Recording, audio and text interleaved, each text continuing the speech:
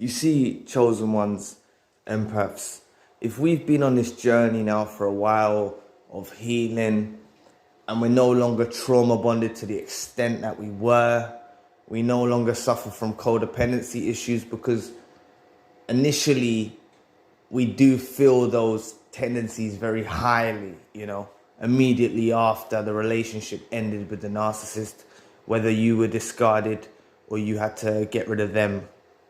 We feel these tendencies quite severely, and we struggle being alone for extended periods of time. When we are alone, we find ourselves ruminating on the fact of the narcissist and thinking things through, constantly going over things in our head. Back at the beginning when we couldn't sleep, couldn't eat, tears, it was a nightmare. But if you are on your healing journey and you've come forward, and you've been on your own for a while, you haven't rushed into a new relationship, you're busy with your life, improving yourself, healing, it's great, right? But this is one thing that the narcissist can't do. The narcissist's greatest fear is they can't be alone. They cannot be alone. This feeling of being alone, they actually project onto us. This feeling of being alone, they project onto us. Back when they discarded us, or they pushed us to our limit, knowing they're pushing us to our limit, right? They projected this feeling onto us, and that's why after the relationship we went through the codependency period, the trauma bond, and we've gone through all of that. You might still be on that journey, so this might be for those that are a bit further along, but still listen, because you need to understand that the narcissist was trying to instill in you the fear of being alone.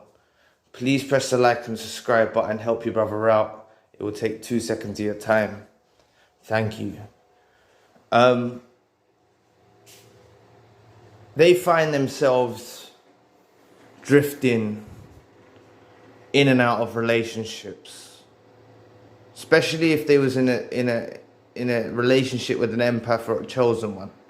Thereafter, they find themselves not being sufficed by what they encounter. Sometimes they put up with it because of the fear of being alone, but they can't sit there like we do, alone, and think. Because when they're alone, they get very miserable.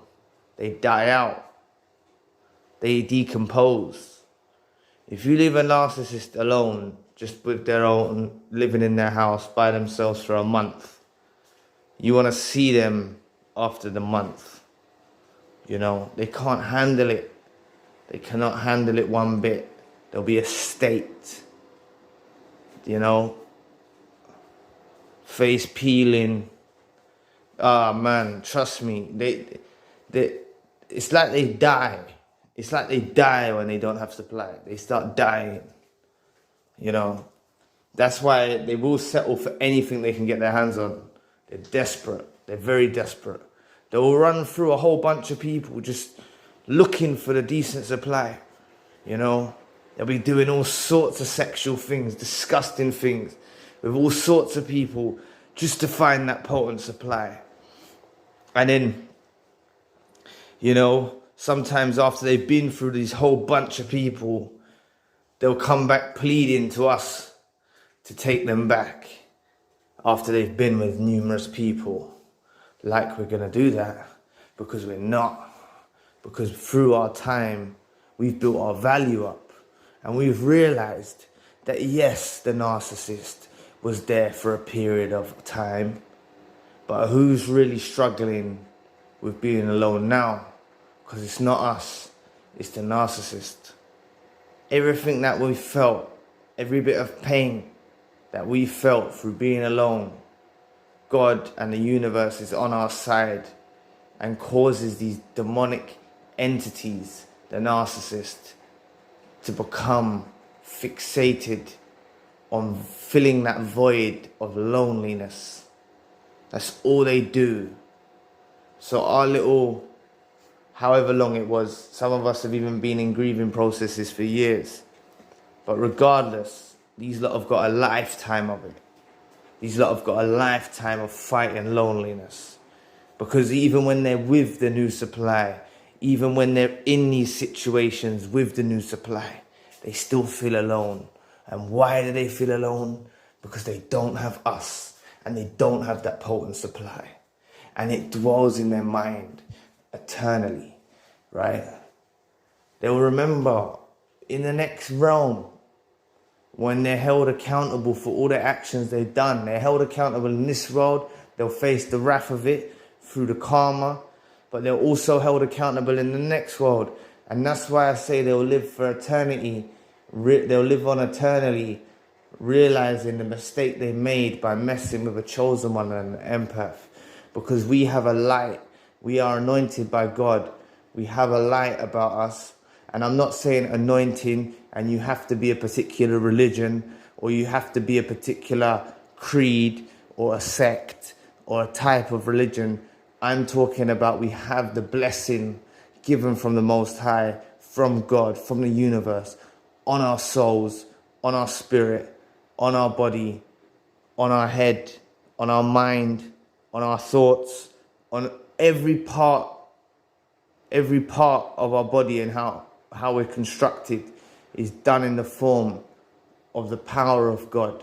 So these individuals that tried to encounter us and make us miserable, yes, all right, we was miserable for a time, okay, but we'll get past that. If you're not there yet, believe me, I've been there, I've been in your position.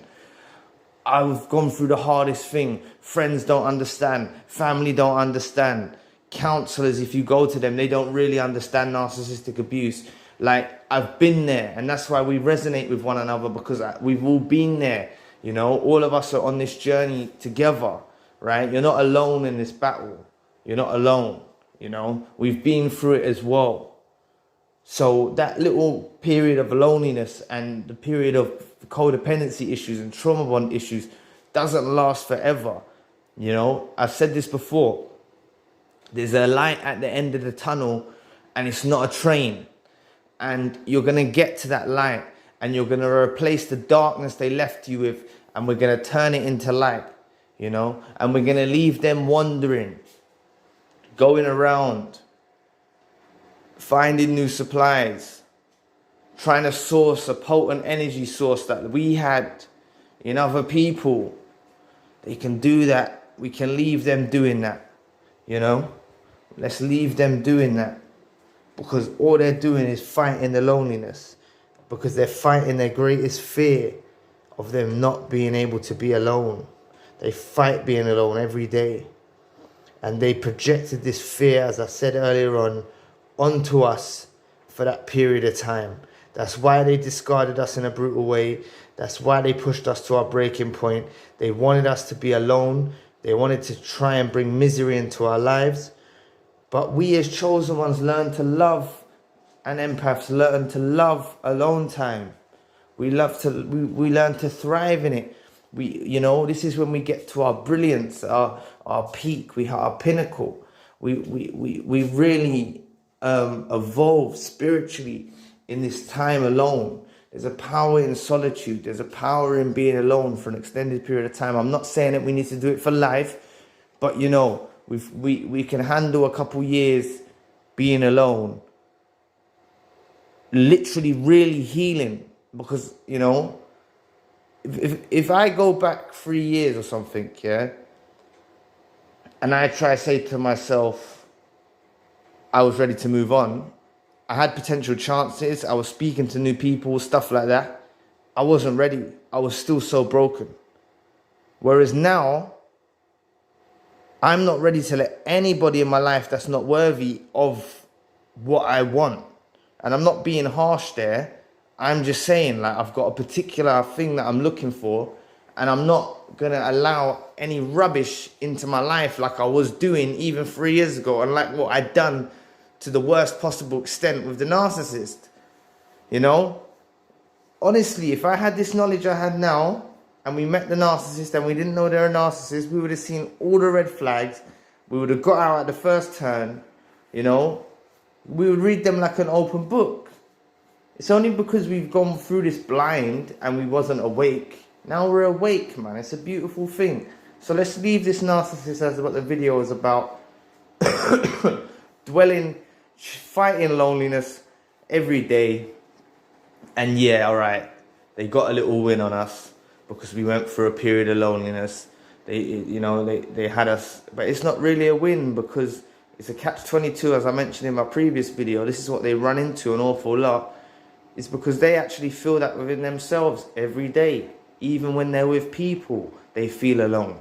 So don't worry about it, man. And I can understand the concept of feeling alone around people. I understand that concept. But they feel alone around people because their supply is not us. That's why they feel alone around people. You know, I can understand feeling like people don't understand you and stuff like that. I get that. But that's not what they're doing it for. They're doing it because they're thinking about us. They're thinking of their new supply and they're comparing us to them. So anyway, I'll leave the video there. Please press the like and the subscribe button. And if you want a one-to-one session, you can find details in the description box. Anyway, I'll be back with another video soon. Peace.